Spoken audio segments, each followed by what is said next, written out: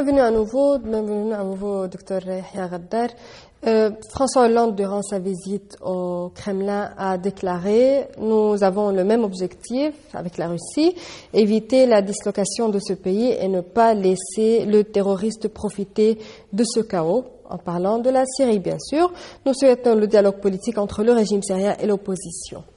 D'après vous, que faisait Hollande chez Poutine? Pourquoi est-il si intéressé par cette question? Est-ce qu'il y a une crainte de la part de la France qu'il y ait de réelles négociations et que les États-Unis et la Russie puissent arriver à un accord qui ne leur plaira pas? Malheureusement, les Français, et quel que soit le régime qui vient, maintenant ils sont des socialistes, ils ont toujours des pensées coloniales, malheureusement. Ils ont leurs intérêts en premier et ils s'en foutent de toutes les autres choses.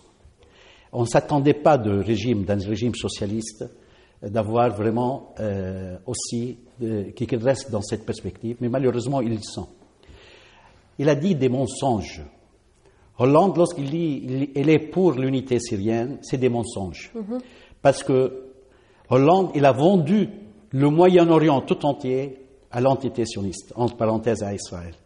C'était l'accord qui entre le sionisme international et les sionistes en France. Il y a eu un accord entre eux et le Parti socialiste avant les élections, qu'ils vont le soutenir, il y aura un soutien à condition, et ça c'est le Parti travailliste israélien, à condition de mettre Laurent Fabius au ministère des Affaires étrangères et que Fabius qui doit diriger les affaires étrangères de la France.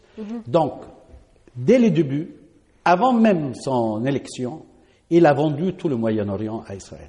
Donc, pour moi, Hollande, il présente réellement les intérêts dans cette région, les intérêts israéliens.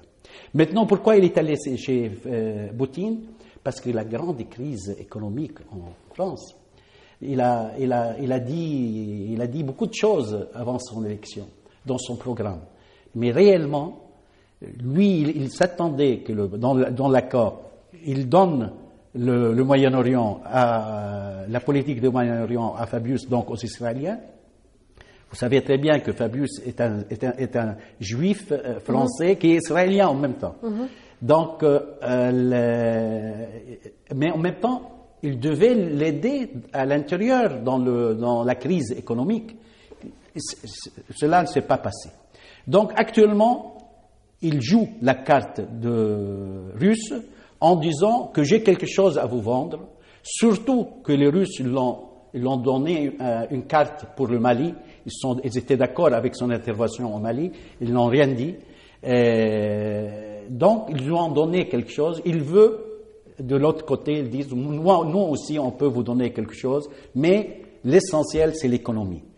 Il veut que les businessmen, les hommes d'affaires, qui sont très nombreux en Russie, et vous savez très bien que les milliards russes, il y a beaucoup de milliardaires russes qui peuvent intervenir économiquement en France, investir en France. C'est là son projet. Maintenant, est-ce qu'il va gagner quelque chose? Je crois ce qu'il a donné à Poutine, rien que de paroles, et Poutine, il va lui donner que de paroles. Parce que lorsqu'il dit qu'il est pour les négociations entre l'opposition syrienne et le régime syrien, c'est bien, mais du point de vue réalité, comment il va le traduire? Il n'a rien donné au niveau de traduction. Il faut que ce soit clair de dire que le régime représenté par Assad et ses négociations avec le président Assad, avec l'opposition, ce que propose le président Assad, à ce moment-là, à mon avis,